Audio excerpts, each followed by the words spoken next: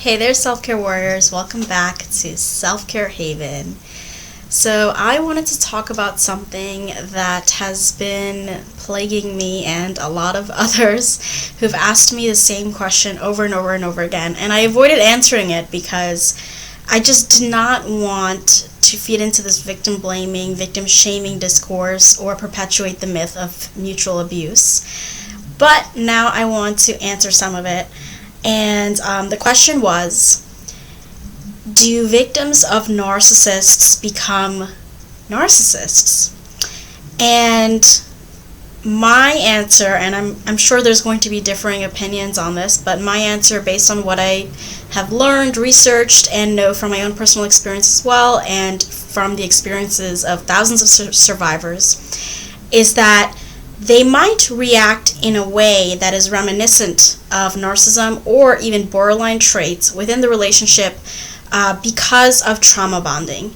So in terms of trauma in the relationship, if someone subjects you to abuse, what often is happening is that when you get idealized and put on a pedestal, you're on a natural high. You start to fall in love with the traits and qualities that the narcissist is mirroring back to you, and you start to feel very loved and cared for and cherished, and that's probably the most stable state. But of course, looking back in hindsight, it's not very stable, right? Because it's always very precarious depending on when the narcissist decides to hit you with a cutting remark next. So after that kind of stable love bombing stage, when we start to become devalued, that's when we start to react to the devaluation in ways that from an outsider perspective may seem insecure or may seem clingy, or at least the narcissist is trying to convince us that we're clingy and we're insecure, despite the fact that they're the ones who are manufacturing these situations to triangulate us, to gaslight us, to project their malignant traits onto us, and to put us down, and to sabotage our success because they're so pathologically envious. So during that devaluation and then later the discard stage, what's happening? We are becoming incredibly unstable, right? We're reacting in ways that is often uncharacteristic of our usual traits, our usual values. And then we are basically on an emotional roller coaster as we become trauma bonded to our abuser through various abusive incidents, and we become biochemically bonded through, things like physical intimacy and the cortisol levels going haywire in our bodies, and the dopamine centers flowing more readily through that intermittent reinforcement that they subject us through their cruelty and their kindness and their hot and cold behavior. There's so much going on in our bodies, in our minds, in our spirits. So I would like to think of the way that a victim reacts in the context of that relationship as almost adopting sort of like a temporary borderline trait state where we kind of split. Because the abuser is subjecting us to the Jekyll and Hyde behavior, we actually split into Jekyll and Hyde in a way in our reactions to them. First we love them, then we hate them. First we don't want them to abandon us during the devaluation stage. At the same time, we're trying to push them away when they abuse us because we can't stand the fact that we're being abused.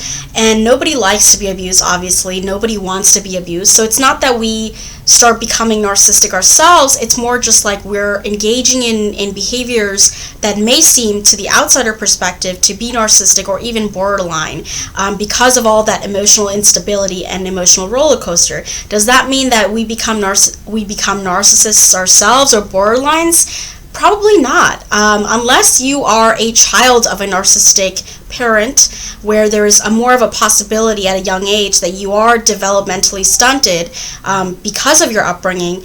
When you are going through that in your adulthood, in that relationship, you may temporarily adopt behaviors and traits that are very uncharacteristic of you because you are trauma bonded. That doesn't mean that you're necessarily narcissistic. It doesn't mean that you're borderline. It doesn't mean that you are becoming this or that. It doesn't mean that you have full-fledged personality disorder. It just means that you're trauma bonded and you're reacting in ways that could be mistaken for this kind of instability and this chaos from an outsider perspective, from someone who does not understand the dynamics of the abusive relationship and the abuse cycle. So I hope this puts into perspective some of the queries about, well, do we become toxic ourselves if we stay in this type of relationship long enough? And the answer is yes, we can become toxic because we are around so much toxicity, which is why it's so important to start to detach and heal from the trauma bonds and go no contact or go low contact. This is not a video to shame or blame victims for the ways that they may have behaved or reacted to abusers in their relationships. This is simply a video to share some insights regarding how a victim may react to an abuser. It does not mean that the victim is at fault, because they're trauma bonded, they're biochemically bonded, and they may react in ways that are uncharacteristic of them. So if you haven't seen my video yet on the myth of mutual abuse, please do so to put this kind of video into perspective. But those are my thoughts on whether or not a person becomes narcissistic or even adopts some traits of borderline personality disorder during a narcissistically abusive relationship. I hope this perspective doesn't come across as me labeling victims as anything, because we are victims, we are survivors, and we have been through so much trauma and through so much pain that really it's nobody's right to judge us. And we should always validate ourselves, our own emotions, and empower ourselves with the knowledge that we can break the cycle, and we will break the cycle.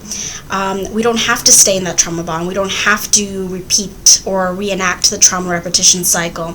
We can use this knowledge to improve ourselves and to get out of these toxic relationships and to engage in better self-care.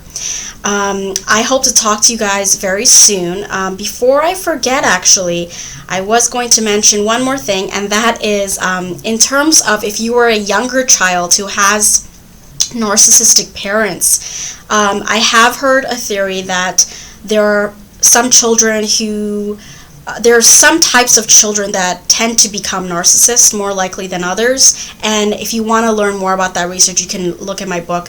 But basically one of them is the children of narcissistic parents themselves. So if you were at an early age raised by two narcissists, yes, you can easily become the golden child and become a narcissist. And another viewer actually asked me, can you become a narcissist if you are the scapegoat?